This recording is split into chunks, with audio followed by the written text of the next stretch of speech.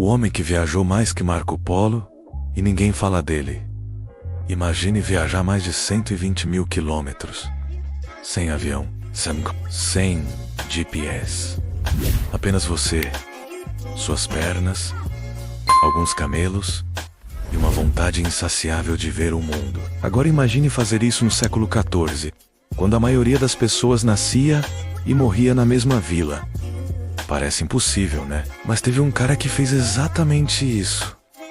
E você provavelmente nunca ouviu falar dele. O nome dele era Ibn Battuta. E a história que você está prestes a descobrir vai te fazer questionar tudo o que você acha que sabe sobre aventura, coragem e os limites do que um ser humano pode fazer. Porque, enquanto todo mundo conhece, Marco Polo quase ninguém sabe que existiu um viajante que foi 3 vezes mais longe, viu o dobro de lugares e viveu experiências tão absurdas que até hoje historiadores discutem se tudo aquilo realmente aconteceu. Tudo começou em 1325, em Tanger, no Marrocos. Ibn Battuta tinha 21 anos e acabara de tomar a decisão mais importante da vida dele. Ele ia fazer o Hajj, a peregrinação a Meca que todo muçulmano devoto deve fazer pelo menos uma vez na vida. Até aí, normal. Milhares de pessoas faziam isso. O problema é que a maioria voltava para casa depois. Ibn Battuta, esse cara simplesmente decidiu que voltar era chato demais. Ele saiu de casa, achando que ia ficar fora por alguns meses, ficou 24 anos. Pensa comigo. 24 anos longe de casa. Sem telefone, sem internet, sem notícias da família, sem saber se seus pais ainda estavam vivos. E ele não estava fugindo de nada, não estava exilado, não tinha dívidas. Ele simplesmente não conseguia parar de andar. Era como se existisse algo dentro dele que o empurrava sempre para frente, sempre para o próximo horizonte. Você já sentiu isso? Aquela vontade de ir embora, de começar do zero em outro lugar, de virar a página da sua vida? Agora, multiplica isso por 1000 e você começa a entender quem era Ibn Battuta. Mas aqui é onde a história fica perturbadora, porque ele não viajou só por prazer. Ele viu coisas que mudaram ele. Ele atravessou o deserto do Saara, quando isso era praticamente uma sentença de morte. Viu caravanas inteiras desaparecerem na areia. Presenciou tempestades de areia que engoliam homens e camelos como se nunca tivessem existido.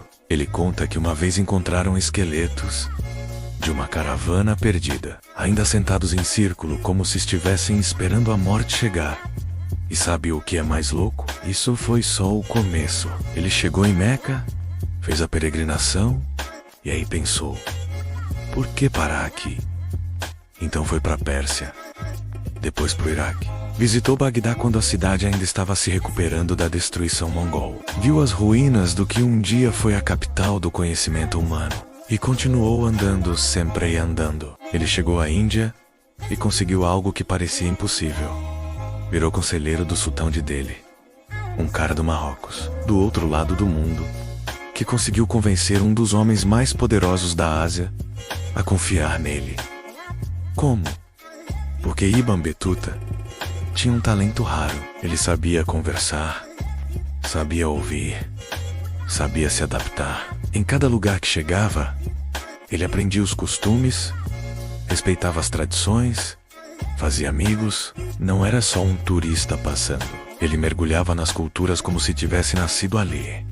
Mas a Índia quase foi o fim dele. O sultão era generoso, mas também era paranoico e violento. Ibn Battuta viu pessoas sendo executadas por motivos absurdos. Viu elefantes pisoteando prisioneiros. Viu cabeças rolando por suspeitas que nunca foram provadas. E ele percebeu que a qualquer momento, um boato, uma palavra errada, e ele seria o próximo.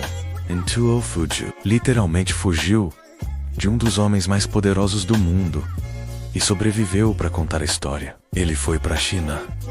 Imagina isso, um marroquino no século XIV, andando pelas ruas de Pequim. Ele viu a dinastia Yuan conheceu a cultura chinesa, ficou impressionado com a organização das cidades, com os barcos gigantes, com a tecnologia que estava séculos à frente do resto do mundo, e continuou anotando tudo. Cada detalhe, cada costume, cada comida estranha que experimentou. Porque Ibn Batuta sabia que essas histórias eram importantes. Mas tem uma coisa que ele viu que mexe com qualquer pessoa até hoje. Durante suas viagens, Rei testemunhou a peste negra, a pandemia que matou metade da Europa. Ele estava lá, viu cidades inteiras sendo dizimadas, viu ruas cheias de corpos, viu famílias inteiras desaparecendo em questão de dias, e ele sobreviveu.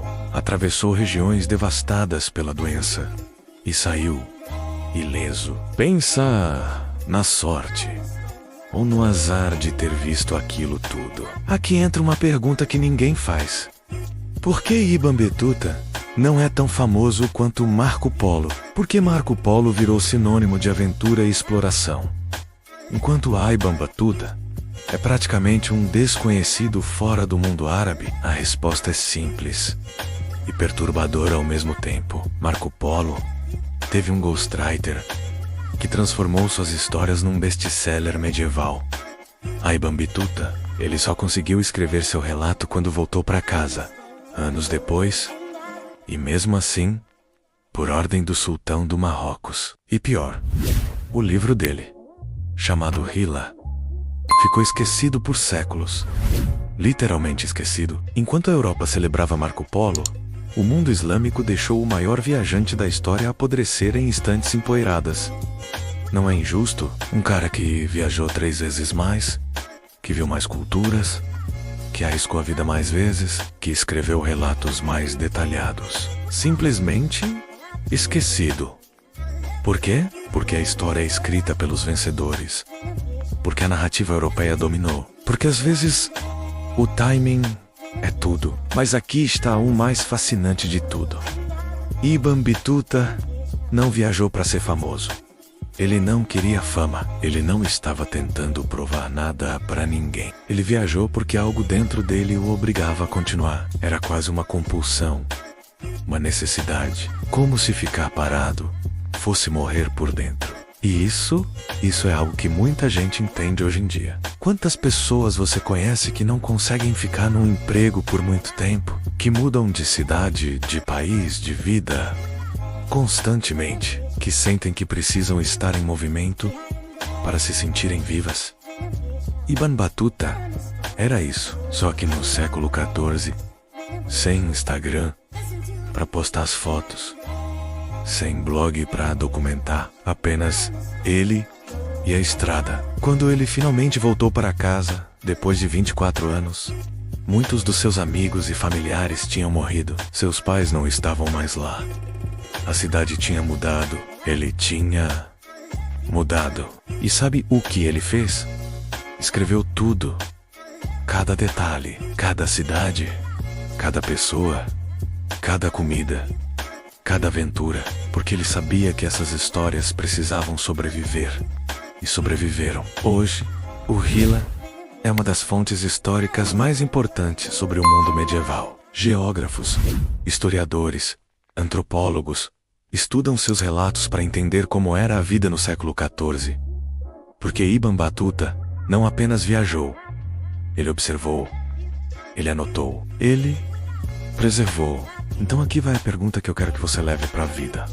O que te impede de fazer o que Ibn Batuta fez? Não precisa viajar a 120 mil quilômetros. Não precisa passar 24 anos fora de casa. Mas o que te impede de seguir aquela vontade que você tem dentro de você? Aquela ideia louca que você nunca colocou em prática. Aquele sonho que você adiou porque parecia impossível. Ibn Batuta não tinha GPS, não tinha avião, não tinha dinheiro infinito, não tinha segurança. E mesmo assim ele foi. Simplesmente foi. Por que esperar? Por que não? A história de Ibn Batuta não é sobre viajar. É sobre coragem. É sobre não aceitar a vida que te entregaram e ir atrás da vida que você quer. É sobre entender que você tem um tempo limitado aqui e que cada dia que você passa fazendo algo que não te faz vibrar é um dia perdido. Agora, me conta nos comentários. Se você pudesse viajar para qualquer lugar do mundo agora, sem se preocupar com dinheiro ou tempo, para onde você iria?